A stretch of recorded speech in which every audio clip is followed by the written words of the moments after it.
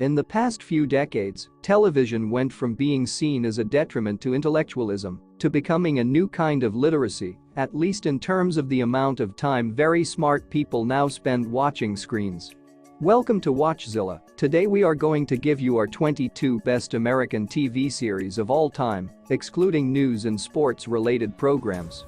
Just as literary classics like Pride and Prejudice or The Grapes of Wrath can spend years on people's lists without them ever actually reading the literature, prestige TV has become simultaneously treasured and laborious to the average viewer who used to just unwind after work with a sitcom.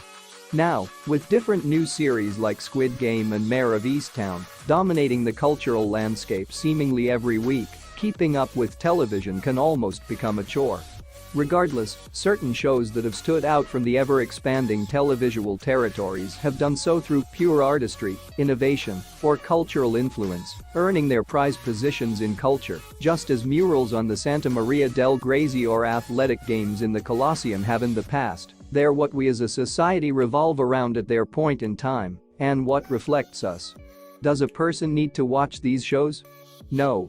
Are these series culturally significant, and do they give people a wider experience of the human condition, as well as being entertaining? Yes. There are quite literally more hours of television to watch than someone would have in numerous lifetimes, so a viewer might as well watch the best of the best. A list like this is an invitation to get upset. Countless TV shows could be included here because all of this is subjective. Instead of lamenting what isn't presented here or where a certain title is located on the list, though, let's celebrate what is included.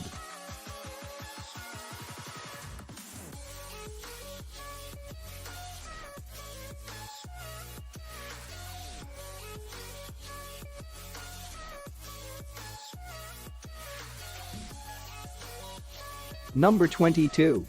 The Muppet Show. Behind Jim Henson's genius and generosity of spirit were writers who shared his vision for puppetry that could tickle kids while delighting adults. The variety show, once one of TV's most thriving genres, was on its last legs by the mid-70s. Jim Henson and Friends, though, gave the format one last, glorious burst of life through two choices. The first was to center itself around Kermit the Frog and brand new Muppet creations, life-inept comedian Fozzie Bear and the egotistical, violent Miss Piggy. Simply having the Muppets as the performers gave all the familiar show tunes and comedy bits a feeling of everything old being new again. The second, and more crucial one, was to split the focus between the performances and the chaos backstage, as Kermit attempted to wrangle lunatic Muppets like Gonzo the Great, while appeasing celebrity guests like Bernadette Peters and Mark Hamill. Kermit the Frog and his fellow Muppets put on a vaudeville show at their theater, bringing in a celebrity to help out for each episode, the most sensational, celebrational, Muppetational Henson project of them all.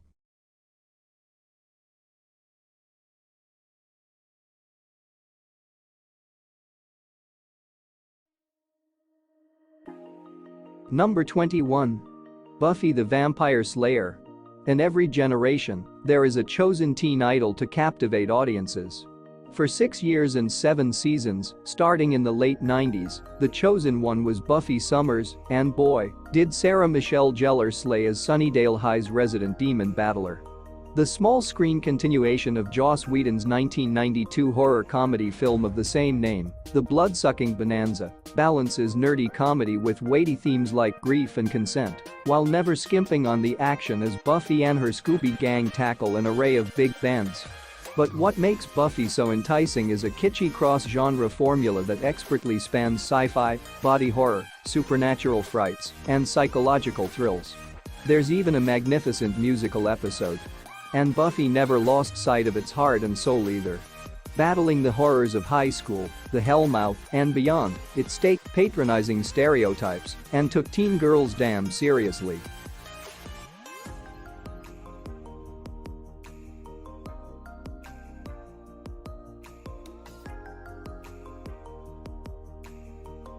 Number 20. Game of Thrones.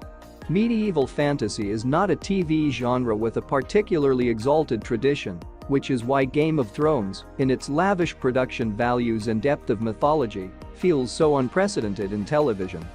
When it arrived in 2011, David Benioff and D.B. Weiss's adaptation of George R.R. Martin's adult fantasy novels felt less like a sexed-up Lord of the Rings than a medieval Dallas, only with Starks and Lannisters rather than Ewings and Barneses.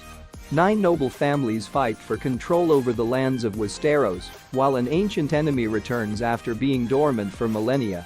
But by its 9th episode, it was clear it was so much more, an astute, witty, and provocative drama that, drawing from history rather than fantasy, was less a good versus evil battle than a horde of flawed but engaging characters, creating a fiery mess of conflicting, usually selfish agendas. At the same time, their world teetered on the verge of catastrophe. As the show evolved and the budgets grew in step with its dragons, the action reached epic proportions, and it hit the kind of viewing figures and cultural proliferation you'd never have expected from such nerdy fare. The show still gets a bad rap for its final 2 seasons, but while the writing lost some of its bites, it remained more spectacular, exciting, and complex than most genre cinema.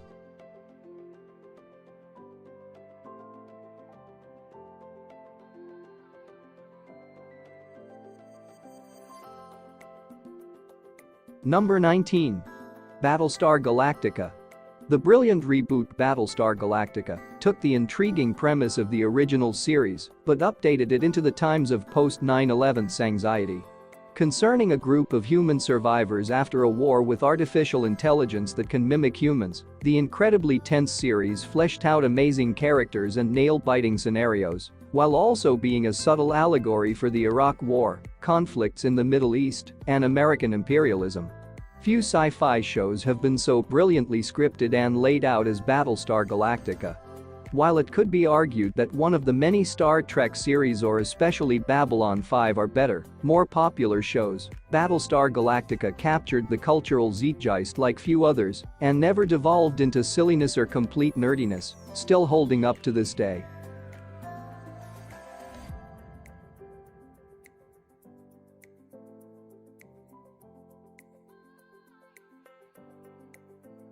Number 18. Twin Peaks. When Blue Velvet meets Hill Street Blues, read the New York Times headline in 1990, describing Twin Peaks. David Lynch already had a reputation for making wonderfully strange movies by 1990, with the early 1990s seeing him turn to TV to create Twin Peaks, along with co-creator Mark Frost. It was a mix of soap operas, comedy, fantasy, crime, and surreal horror, being a wonderfully eccentric, unusual, and unpredictable series. Tragically, it was cut down in its prime, as the writers were pressured to wrap up the show's central murder mystery prematurely, leaving things feeling aimless for numerous episodes before it was cancelled at the end of season 2. A 1992 prequel movie followed, as did a groundbreaking new season called Twin Peaks. The return in 2017, meaning that though the main show was cancelled, it at least didn't spell the end for Twin Peaks as a whole.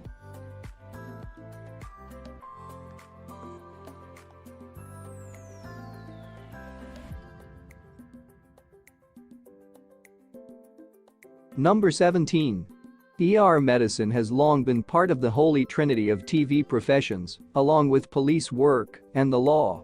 Yet of all the great doctor shows the medium has seen, Saint Elsewhere, House, Scrubs, and Grey's Anatomy, to name just a few, the only one to make our list was this mid-90s juggernaut.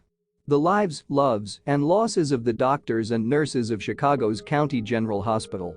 Medical dramas have been a TV staple for decades, but when ER came crashing through the double doors, frantically wheeling a patient to surgery while screaming for 50 micrograms of something or other, it changed the game. Created by Michael Crichton and produced by John Wells, ER combined the structure of a hospital drama with the pace and adrenaline of an action movie. It expertly conveyed the chaos, the triumphs, the tragedy, and even the comedy of life in an emergency room. It made the genre urgent and sexy, capturing the adrenalized edge of the emergency room and launching many of its cast to fame. It made a superstar out of George Clooney as rule-breaking pediatrician Doug Ross and also had a pretty special cast around him that included Juliana Margulies, Anthony Edwards, Noah Weil, Eric LaSalle, and many more throughout 15 seasons. From live episodes to Quentin Tarantino guest directing, ER pushed the medical procedure to its heart-racing limit. We need to intubate. Stat.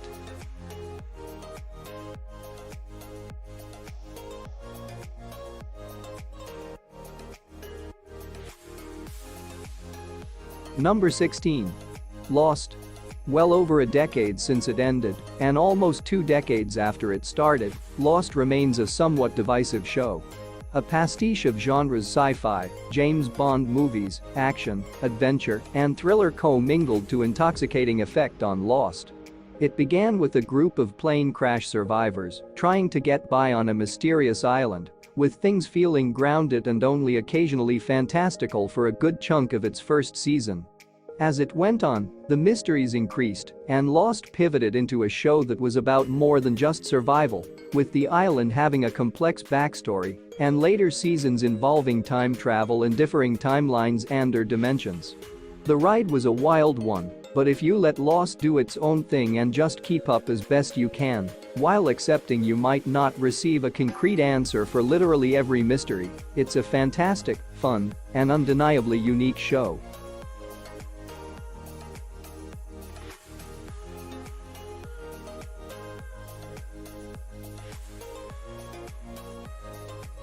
Number 15. Friends.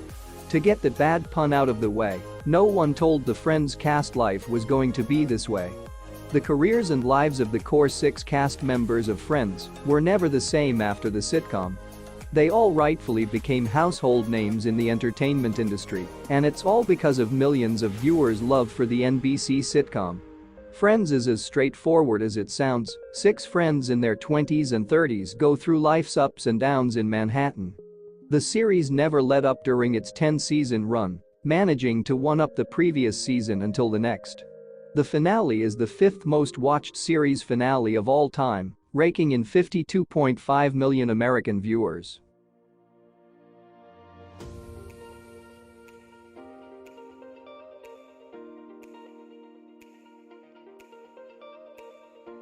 Number 14. 6 Feet Under.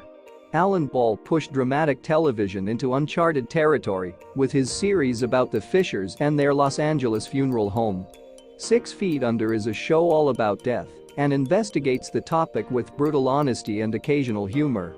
It centers on a family-run funeral home and what happens to the members of the family after the patriarch passes away. It's probably definable as a dramedy, though it leans into drama more often than comedy, given the heavy subject matter. It's a moving and often very engaging look at an interesting ensemble cast and is especially highly regarded for its final season, as well as the series finale, which is regarded as one of the greatest of all time.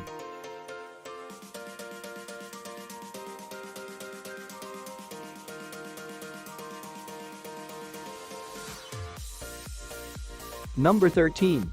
I Love Lucy. I Love Lucy succeeded at the one thing it tried to achieve. It was really hard not to love Lucy. The series is regarded as one of the most influential sitcoms of all time.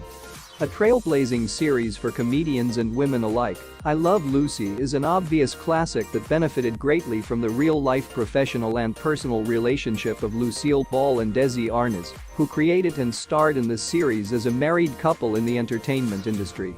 The premise of I Love Lucy is pretty simple, but effective. Lucy Ricardo often plots with her neighbors Ethel and Fred Mertz to get into the show business alongside her husband Ricky Ricardo.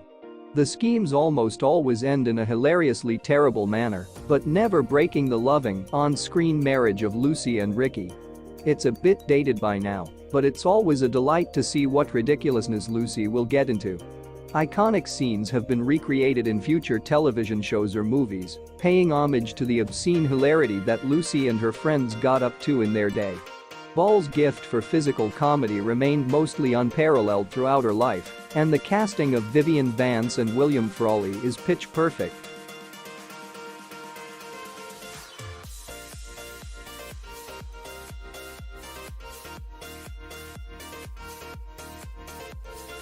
Number 12. The West Wing. A candidate for the most idealistic drama series of all time, The West Wing can sometimes feel like a fantasy more than a grounded drama series.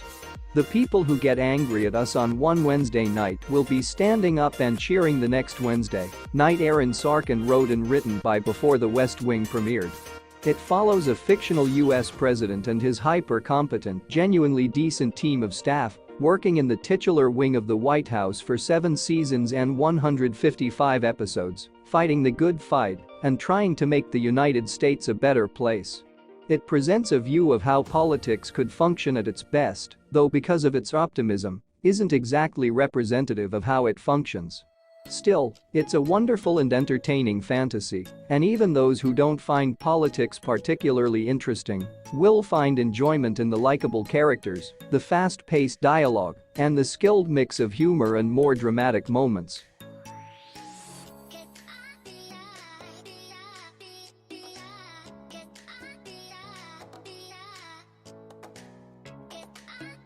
Number 11. The Wire.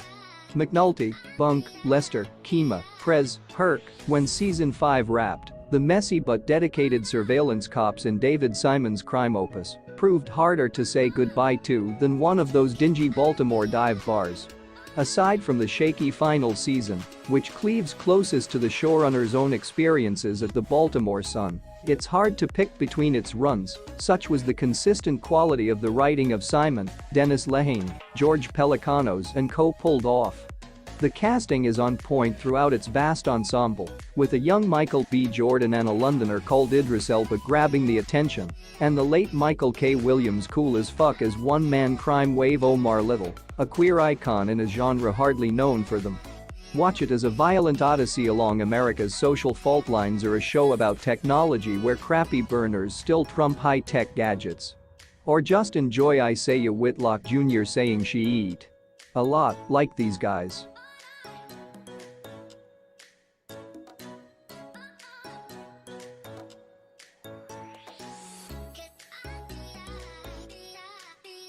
Number 10. MASH. It's the law when mentioning MASH that you have to talk about its final episode watched by a record-breaking 125 million people. But, let's be fair, the other 255 episodes are pretty special too. MASH remains the only long-running series, comedy, or drama, set around a war zone. The staff of an army hospital in the Korean War find that laughter is the best way to deal with their situation. A spin-off from Robert Altman's hit 1970 movie, Larry Gelbart's sitcom following a Mobile Army surgical hospital during the Korean War, splitting our sides while sewing up soldiers, is a treat. Early seasons leaned into Altman's anti-establishment bite, but the show later relaxed into warmer, character-led fare. It also minted Alan Alda as one of the greats.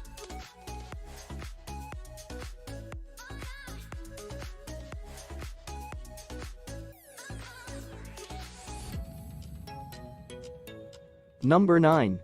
The Twilight Zone. The original twist in the Tales series wasn't just inspired by science fiction and horror. The twisty, otherworldly tales of the Twilight Zone were originally framed by Rod Serling through 5 seasons from 1959 to 1964. A Jordan Peele-fronted revival produced 2 seasons from 2019 to 2020. Thanks to creator-host-narrator Rod Serling, who wrote more than 90 of its 156 episodes, it was a television with a progressive social conscience, encompassing themes about race, immigration, and anti-war sentiment. The show has inspired such storytellers as Stephen King, Jordan Peele, and M. Night Shyamalan, and boasts early appearances from the likes of Robert Redford, Dennis Hopper, Robert Duvall, and William Shatner. Forget the film and TV reboots, the best of the original run still packs a punch.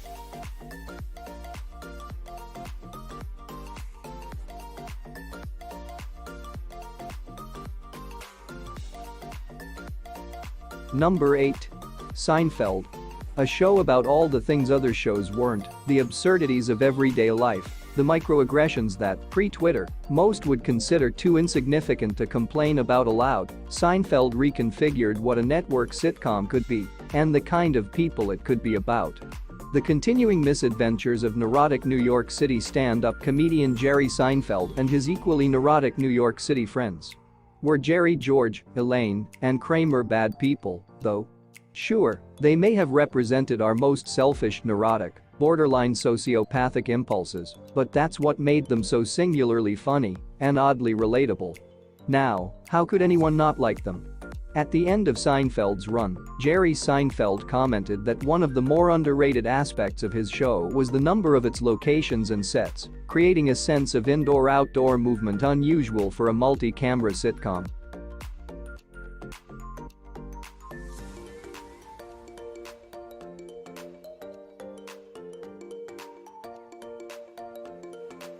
Number 7. The Office. Gradually detailing the maturity of Michael Scott and the humanity of office drones, the American take on The Office initiated what could be called the new sincerity in comedy, humorous shows that don't rely on cruelty, bitter sarcasm, or nasty conflicts to get a laugh, but rather good-hearted, sweet characters trying their best. This kind of humor would proliferate, with shows like Parks and Recreation, The Good Place, Joe Pera Talks with You, and the innovative How To with John Wilson embracing kindness in comedy. While certainly faltering in its later, post-Carell years, The Office remains one of the most important, beloved, and funniest television series of all time. Yes, the series initially just copied its brilliant British counterpart, but over the years it became its sort of surprising juggernaut, one markedly different from Ricky Gervais's classic.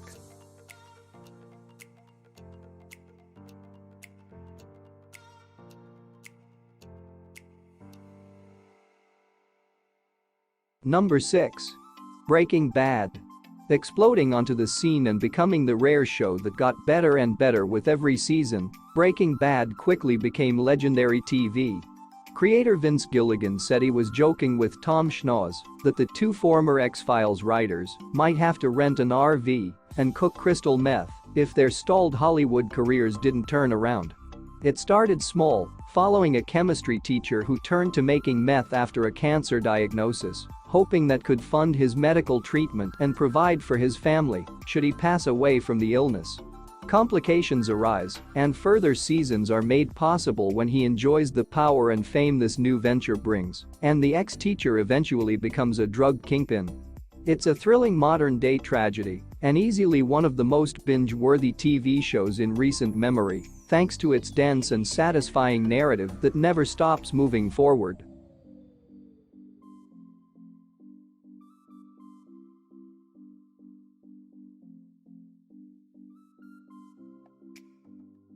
Number 5.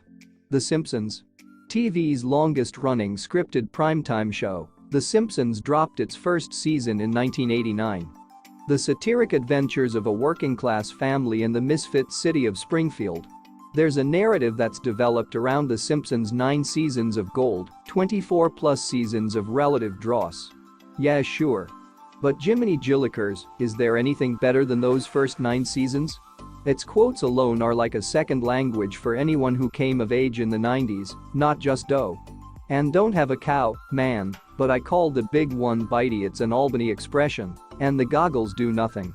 Should it have gone out on top? Probably.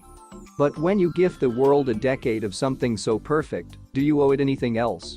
Along the way, it became a top 10 all-time favorite among both Generation Zers and millennials.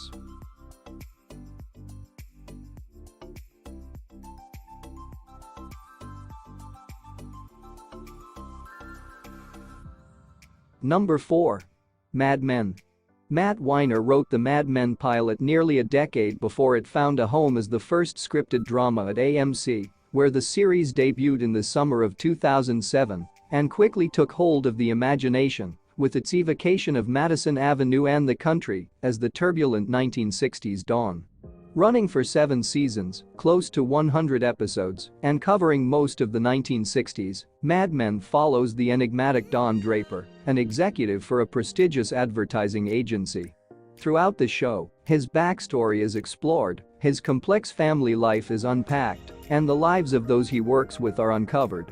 Its premise might not leap out immediately as one that seems super exciting, at least not compared to other drama shows it's often compared to.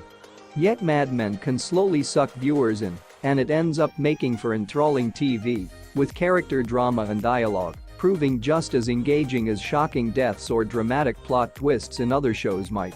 It's great TV and one of the most impressively consistent, seeing as it ran for 8 years and never really dipped in quality.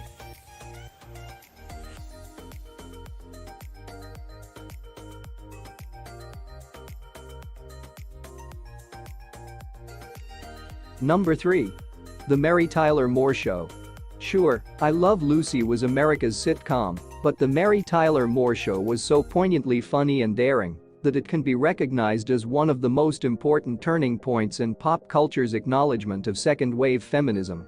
The plot follows Moore's Mary Richards, a 30-year-old who's just moved to Minneapolis after a broken engagement and becomes a respected associate producer for a local news station. She didn't have a husband, a dependent, or a care in the world and was dangerously subversive because of it. She was going to make it, after all. It could be said that if Mary Tyler Moore wasn't making America laugh so hard, they would have been shooting at her. She made it after all.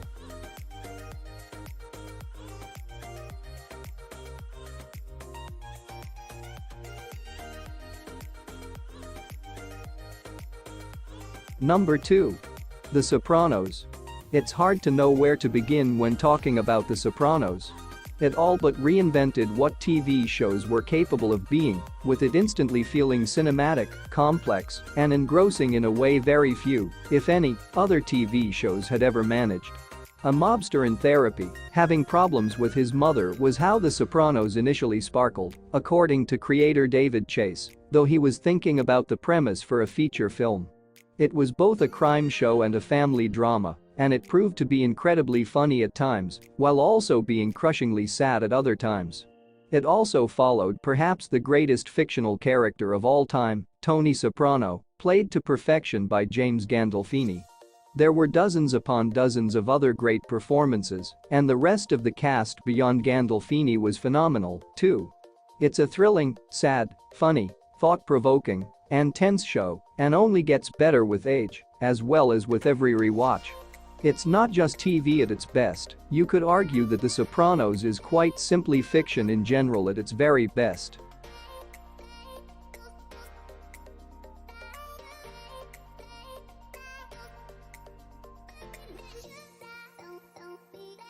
Before we continue, be sure to subscribe to our channel and ring the bell to get notified about our latest videos. Number 1. The X-Files.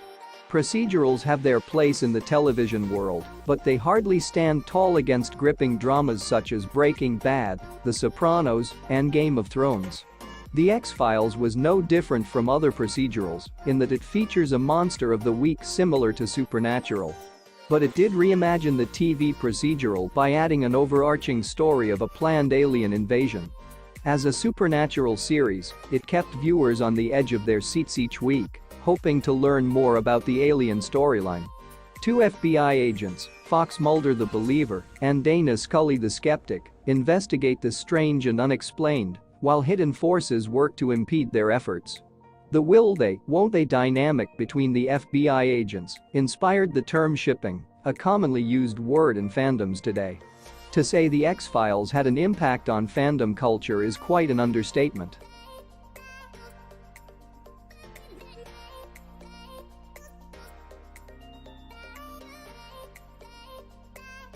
Do you agree with our picks? Check out this other recent clip from WatchZilla and be sure to subscribe and ring the bell to be notified about our latest videos.